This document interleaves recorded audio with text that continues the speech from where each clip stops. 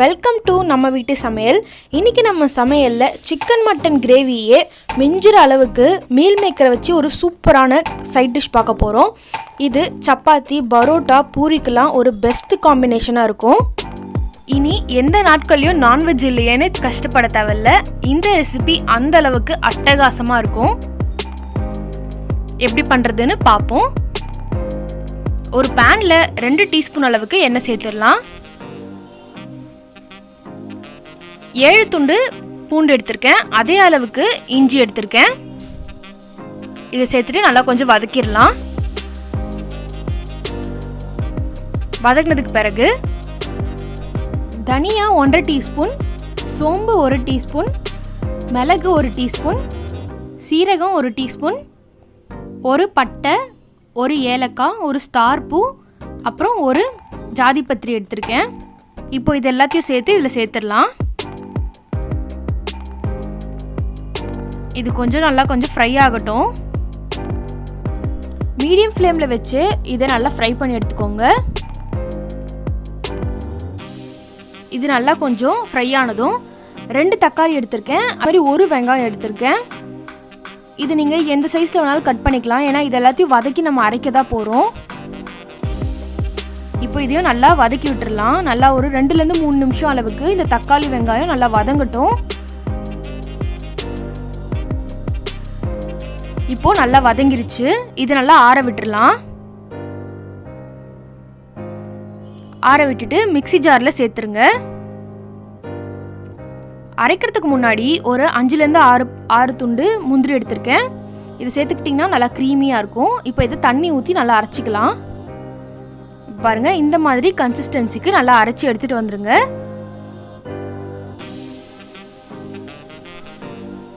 இப்போ ஒரு குக்கரில் 4 டீஸ்பூன் அளவுக்கு எண்ணெய் சேர்க்குறேன். 1 டீஸ்பூன் அளவுக்கு நெய் சேர்த்துடலாம். 1 இலை சின்னதாக பட்டை, அப்புறம் 1 டீஸ்பூன் அளவுக்கு சோம்பு சேர்த்துருக்கேன்.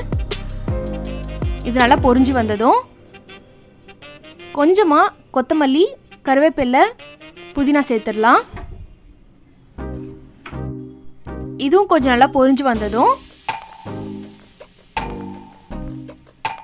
2 வெங்காயம் நல்லா சின்னதாக நறுக்கி வச்சுருக்கேன். அதை சேர்த்துடலாம். சேர்த்துட்டு நல்லா மிக்ஸ் பண்ணி விட்டுருங்க.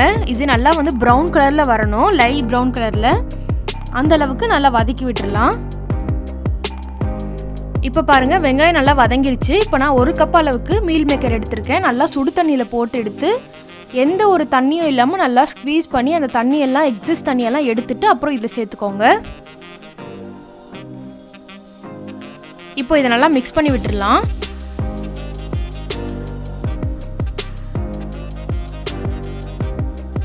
இப்போ இதுக்கு தேவையான மசாலா எல்லாத்தையும் சேர்த்துடலாம். 1/4 டீஸ்பூன் அளவுக்கு மஞ்சள் தூள் சேர்க்குறேன். 2 டீஸ்பூன் தனியாத்தூள், 1 டீஸ்பூன் காஷ்மீரி சில்லி பவுடர் சேர்க்குறேன். 1 டீஸ்பூன் கரம் மசாலா. இப்போ இதெல்லாத்தையும் சேர்த்தாச்சு. நல்லா மிக்ஸ் பண்ணி விட்டுருங்க.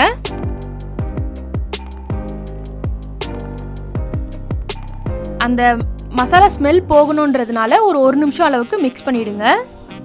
இப்போ நம்ம அரைச்சி வச்சுருக்கோம்ல, அந்த பேஸ்ட் எடுத்து சேர்த்துடலாம்.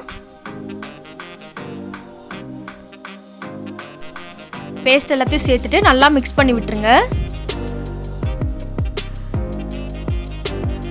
இதை சேர்த்துட்டு மிக்ஸ் பண்ணும்போதே ஒரு சூப்பரான ஸ்மெல் வரும்.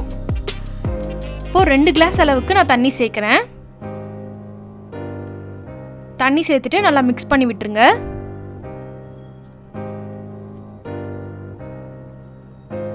இதில் தேவையான அளவு உப்பு சேர்த்துடலாம். இப்போ நம்ம என்ன பண்ண போகிறோம்னா, இதை குக்கரை மூடி ஒரு 3 விசில் விட போகிறோம். அதில் அந்த மீல் மேக்கர் ரொம்ப சாஃப்டாகி நம்ம சேர்த்த மசாலா எல்லாமே நல்லா அப்சர்வ் பண்ணிடும். அதனால சாப்பிடும்போது ரொம்ப டேஸ்ட்டாக இருக்கும். இப்போ பாருங்கள், 3 விசில் ஆயிடுச்சு. நம்ம எண்ணெய் கூட அவ்வளோ சேர்க்கலை. நல்லா சூப்பராக வந்திருக்கு. பார்த்தாலே தெரியும் நல்ல ஒரு கன்சிஸ்டன்சியில் இருக்குது. அந்த மீல் மேக்கர் அவ்வளோ டேஸ்ட்டாக இருக்கும். கண்டிப்பாக நீங்கள் இந்த ரெசிபியை வீட்டில் செஞ்சு பாருங்கள். சப்பாத்தி, பூரி கூடலாம் ஒரு பெஸ்ட்டு காம்பினேஷனாக இருக்கும். கொத்தமல்லி இலை தூவி ஸ்டவ் ஆஃப் பண்ணிவிடுங்க. ரொம்பவே ஈஸியான ரெசிபி. இனிமேல் என்றைக்குமே நான்வெஜ் இல்லையேன்னு கஷ்டப்பட தேவையில்ல. இது வெஜ் லவர்ஸ்க்கும் ஒரு சூப்பரான ரெசிபி தான். கண்டிப்பாக இது நீங்கள் உங்கள் வீட்டில் செஞ்சு பார்த்துட்டு எப்படி இருக்குன்றத கமெண்ட் பாக்ஸில் சொல்லுங்கள். மறக்காமல் எங்கள் சேனலுக்கு சப்ஸ்கிரைப் பண்ணிக்கோங்க. பக்கத்தில் இருக்க பெல் பட்டனை ப்ரெஸ் பண்ணிக்கோங்க.